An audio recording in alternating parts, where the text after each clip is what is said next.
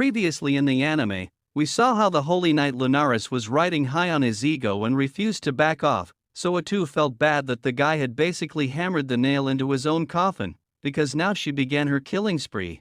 Wordle suspected Atu was also a witch because a witch had appeared in the north as well and had slaughtered innocent people. Atu overheard all of this, and afterwards she instilled fear in Lunaris as she mercilessly killed everyone. In the end she told Lunaris that she would now search for his wife and child to kill them as well as punishment for taking her off. It was a twisted way to torture someone before their death, but first she informed Takuto about this witch. Because there was no such character in the game Eternal Nations, which meant that this world was real, not a game, so Takuto decided that the next step would be to establish diplomatic relations with a neighboring kingdom, since their own dark kingdom was flourishing well enough. Meanwhile, there were twins who only wished for death due to their tragic past, but they would appear later in this episode. For now, the big flashy castle for King Takuto was finally complete. Atu was over the moon and Takuto was equally thrilled because it gave off kingly vibes, but in the midst of this excitement Atu realized she had forgotten something. King Takuto had no attendant yet. She felt bad about it and decided to find one immediately. She even asked Takuto about his preferences, and Takuto said he wanted someone he could talk with. We completely forgot the guy has communication issues. Yet he wanted to be a friendly and kind king, so Atu came up with an idea and called Molter and the others, ordering them to bring in all the young dark elf girls to serve Takuto. The way she worded it could easily cause a misunderstanding, so Takuto had to explain it himself. Once he did, they understood that it was actually a good idea, as Takuto wanted a young attendant, because a child's innocent mind would speak honestly, which would prevent him from developing the arrogance of a king who believes himself above everyone, and he wanted the attendant to be a girl to show that women could also achieve things on their own, opening up opportunities for other girls to rise as well. Everyone liked the idea, so Atu sent them to bring the children. However, when they returned with girls, they were far too young, because by young they had meant teenagers around 11 to 13, but what they brought were 6 or 7-year-olds, so Gia suggested the twins. Though the elder wasn't keen on the idea because those two had some serious issues, Molter never mentioned them for that reason, but Atu insisted they should be the ones to decide. Gia, knowing this, had already brought the twins over, partly to make fun of Molter by proving himself more useful.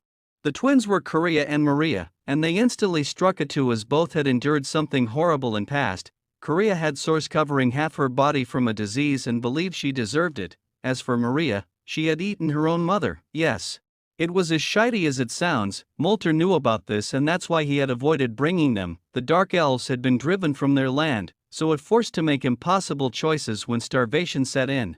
It explained Maria's fragile mental state, yet she was still willing to work for Takuto. Takuto was able to converse with them naturally, which was a good sign, and Korea agreed as well since her big sister was joining. Later Molter told Takuto that the twins had never cried even once after losing their mother, a sign that they had completely shut their hearts.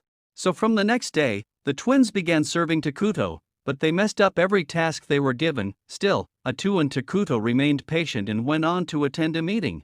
With the castle complete, a large part of their labor force was now free to build other things, and first on the list was a medical clinic since healthcare was important. Emil was placed in charge as she was already handling resource management. She reported that their basic material needs were being met thanks to Takuto's emergency summoning, and domestic collection was running smoothly. With that settled, Molter reported that he had successfully created military-grade magic. Though only he could cast it for now, but over time and with training, others would be able to use it as well. Their magic research was progressing smoothly, so next up was Gia. He gave the military report. For now 5 bugs had joined the army and were scouting the area. Outside the cursed forest there was nothing but barren land, leaving no new regions to investigate, so Atu told them to have the bugs keep watch over the forest in stealth. That way, if anything happened, she could defend the kingdom herself. On top of that, they were about to summon another hero unit. Molter confirmed they had already gathered all the resources Atu had listed for the summoning. They need lumber, rations and mana, and everything except mana was complete. Then the meeting continued for the rest of the day before finally ending, and as Takuto was leaving, Maria once again made a mistake and even caused an extra problem, yet Takuto didn't scold her. This confused Maria and she asked if Takuto was truly evil, and if he was, she thought he should just kill them. After all, They only messed up and had no reason to live. Takuto told her that they took care of him, so why would he kill them? She called it kindness, saying evil beings never show that. Takuto explained that good beings are bound to only do good, meaning they can't hurt or kill anyone, so the twins assumed all evil beings only committed sins.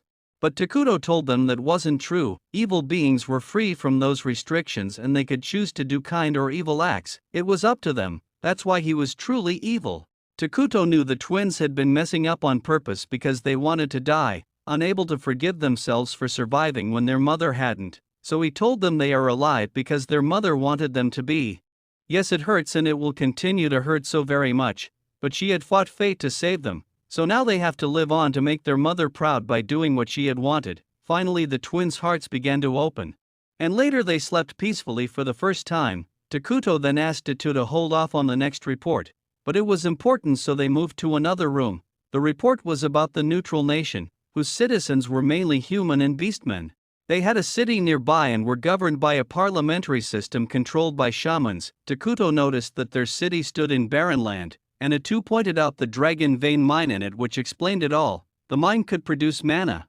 However, the city was under constant monster attacks and remained on high alert, so if they helped them they could gain access to the mine or at least a share of its resources. So Takuto and Tetsu decided to send an envoy there. Though to outside eyes, their delegation looked like someone coming straight out of hell. And right here our episode 6 ends, but if you want to watch more, just subscribe the channel and don't forget to hit the bell icon, or you might miss the next update. Till then, take care.